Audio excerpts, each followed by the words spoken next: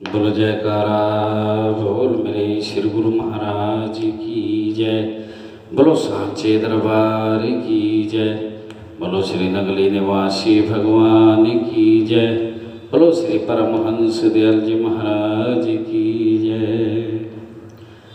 ध्यान मूलम गुरुर्मूर्ति पूजा मूलम गुरुपदम मंत्रमूलं गुरुर्वाक्य मोक्षमूलं गुरुकृपा बंदो चरण सरोज गुरु मुदमंगल आगार।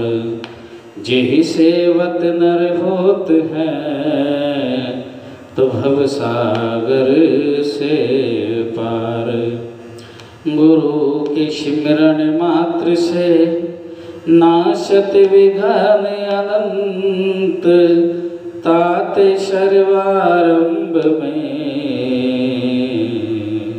तो ध्यावत हैं सब संत। बोलिए सांचे दरबार की जय। श्री गुरु महाराज जी की प्यारी संगत आप सभी को हमारे हाथ जोड़कर जय सच्चिदानंद, जय गुरु आदि। आपने कल दुल्हनडी होली का त्यौहार रंगों के साथ मनाया। बहुत बहुत शुभकामनाएं आपके सबके घरों में पूरे वर्ष खुशियाँ बनी रहे। और आज 19 तारीख मार्च का महीना सन 2022 दिन शनिवार। आज चैत्र कृष्ण पक्ष की एकम तिथि है, अर्थात पड़वा है, प्रतिपदा है। आज का सूर्योदय 6:24 पर और शाम को सूर्यास्त 6:23 पर होगा। आज का राहु काल 9:24 प्रातःकाल से 10:54 तक रहेगा।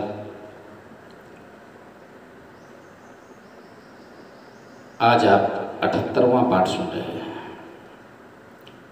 कल आपने सुना जाको राखे साहियाँ मार सके ना कोई।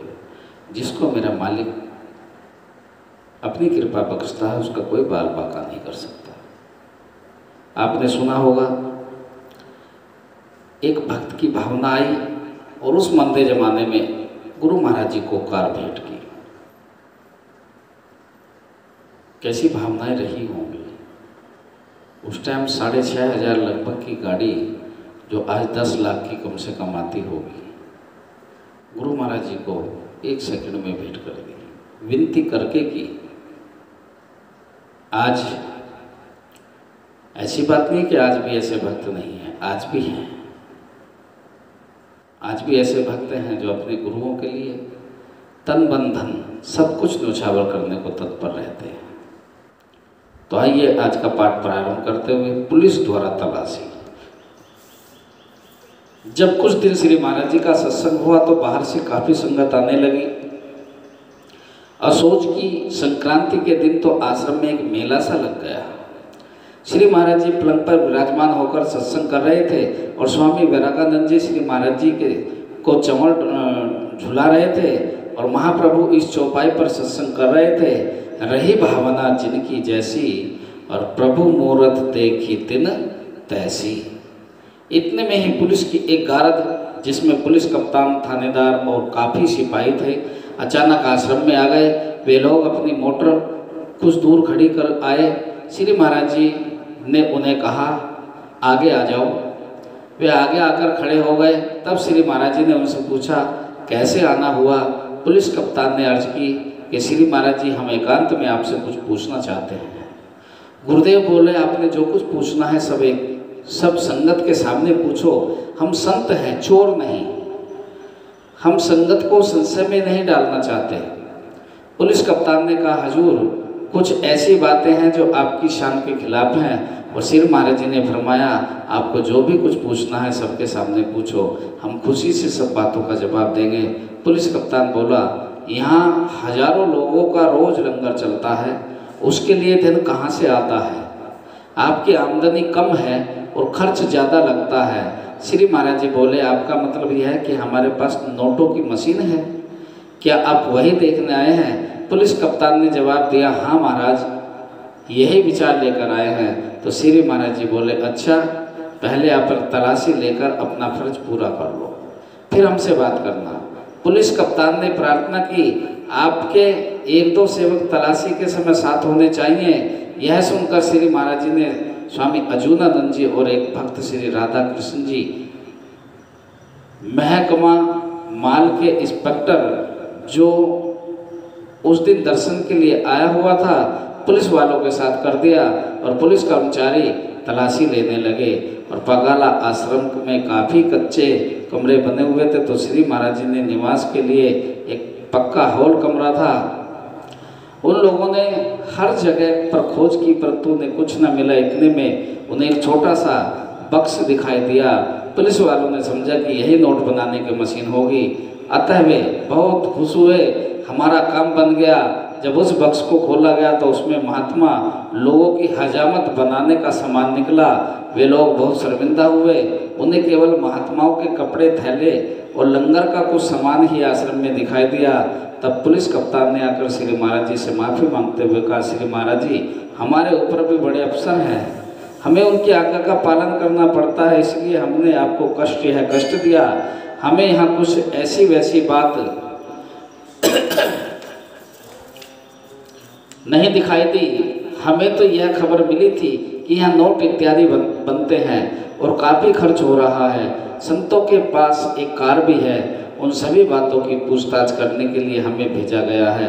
पुलिस कप्तान की बात सुनकर श्री महाराज जी हंसकर बोले, जरा अपनी अंतरात्मा से पूछो कि जो मालिक ठग, चोर इत्यादि सबको देता है, क्या वह हमको नहीं देगा?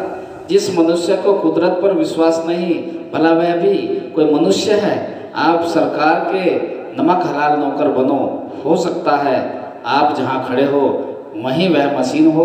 पुलिस कप्तान ने हंसकर कहा, नहीं महाराज जी, ऐसी बात नहीं हो सकती। श्री महाराज जी बोले, आपके मन में यह संशय जा नहीं सकता कि यहाँ आमदन कम और खर्च ज़्यादा है, परंतु इसके विपरीत यहाँ आमदन अधिक है और खर्च कम है। हम इस बात का सबूत देते हैं। तब श्री महाराज जी ने किला दीदार सिंह के भक्त भोले शाह को आवाज़ दी। भक्त भोले शाह हाथ जोड़कर संगत में खड़ा हो गया। श्री महाराज जी को बोले, भक्त भोले शाह, तुम मेरे आगे झूठ न बोलना, तुमने आज कितने रुपए भेंट किए हैं? भक्त भोले शाह ने अर्ज की कि दाता जी 51 रुपये। श्री महाराज जी ने 1-2 और प्रेमियों को खड़ा करके पूछा कि आपने कितने रुपए भेंट किए हैं? तो उसमें से किसी ने 21 और किसी ने 11 रुपये बताए। श्री महाराज जी भक्त भोले शाह को संबोधित करके बोले, तुमने लंगर में कितनी बार रोटी खाई? उसने उत्तर दिया, सतगुरुदेव जी, मैंने 3 बार 2-2 रोटी खाई है। श्री महाराज जी बोले, अच्छा बताओ कि तुम्हारे रोटी के कितने पैसे बने? उसने उत्तर दिया, लगभग 4 आने। तब श्री महाराज जी पुलिस कप्तान को मुखातिब करके बोले, इस भक्त ने 51 रुपये हमारे भेंट किए और 4 आने की लंगर से रोटी खाई। अब आप ही बताइए कि मेरी आमदनी ज़्यादा है या खर्च है? जिन नोटों की मशीन को आप ढूंढते हो वे मशीन मेरे भक्त ही हैं, यही लंगर का खर्च चलाते हैं। हम अपने पास माया को इकट्ठा करके रखना नहीं चाहते।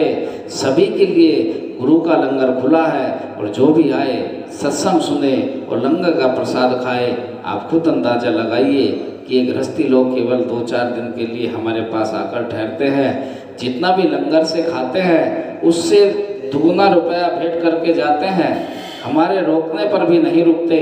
रही इस मोटर कार की बात, तो यहाँ के नंबरदार सरदार सामंत सिंह जी से पूछ लो। यह कार एक सेठ जमियत राय गरेला निवासी ने भेंट की है। हम पैदल शहर पर जाते थे, उन्होंने अपना प्रेम पूरा करने के लिए ये सेवा की है। यदि आपको इसकी ज़रूरत हो तो ले लो, हम पैदल ही चल लिया करेंगे। तब पुलिस अफसर ने कहा, हुजूर, यहाँ कुदरत की सब काम कर रही है, वे लोग मूर्ख हैं जो फकीरों से झगड़ते हैं। इसके बाद उस पुलिस कप्तान ने कहा, श्री महाराज जी, ऐसा सुना गया है कि यहाँ कई साधु लोग सूटा गांजा इत्यादि पीते हैं। तो श्री महाराज जी बोले, यदि आपका दिल नहीं मानता है तो ठीक है, आप खुद सोचे कि जो साधु नशीले पदार्थों का सेवन करके साधु कहलाते हैं वे भी भला साधु हैं। हम तो ऐसे साधुओं को साधु नहीं कहते और न ही ऐसे साधुओं को अपने पास रखते हैं। तब उन पुलिस कर्मचारियों ने इजाज़त चाही। वे 50 रुपये श्री महाराज जी को भेंट करके पगाल आश्रम से विदा हुए। जब वे अपनी मोटर के पास पहुंचे तो मोटर में पेट्रोल खत्म हो चुका था। आसपास कहीं पेट्रोल नहीं था, इसलिए वे पेट्रोल मांगने आश्रम आए। श्री महाराज जी ने उनको काफ़ी पेट्रोल दिलवा दिया। श्री महाराज जी की यह लीला देखकर सब संगत ने खुशी से श्री महाराज जी को जय जयकार बुलाई। प्रेम भेंट। एक दिन शाम को कुछ भक्तों और साधुओं के साथ श्री महाराज जी शहर को जा रहे थे। एक प्रेमी श्री पाला सिंह ने श्री महाराज जी का मार्ग रोककर और प्रार्थना की कि श्री महाराज जी मेरी भेंट मंजूर करें।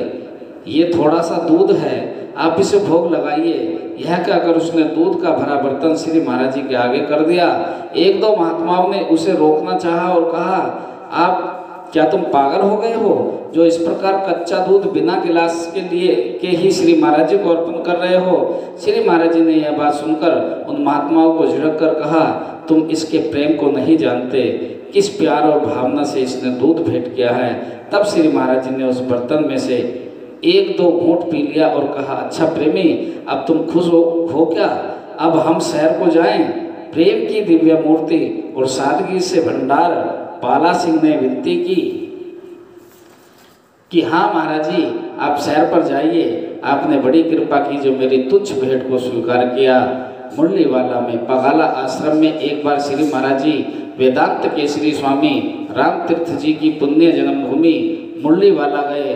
महाप्रभु ने उस घर को भली भांति देखा जहाँ सहंसा राम ने अपनी बाल लीलाएं की थी। मुरलीवाला से दाता दीनदयाल जी पगाला लौट आए और लगभग 2 महीने पगाला आश्रम में विराजमान रहकर श्री महाराज जी कवरपट आश्रम जिला मुंटगुमरी में पधारे। आपने सुना किस प्रकार गुरु महाराज जी के काल में एक नहीं अनेकों बार अंग्रेजी सरकार की हुकूमत ने पुलिस को भेजकर तलाशियां दिलवाई और गुरु महाराज जी की उन लीलाओं को भी देखा कि उन्होंने कितनी मशीनें वहाँ लगा रखी थी। उनके तो भक्त ही मशीन है और ये आज भी है। आज भी संत महापुरुषों की मशीन कौन है? भगत है। वही सब कुछ चलाते हैं। उनकी सेवा ही आश्रमों को निरंतर बढ़ाती है। अब मुझे देख लीजिए, जब मैं इस काशीपुर आश्रम में आया था तो यहाँ कुछ भी नहीं था।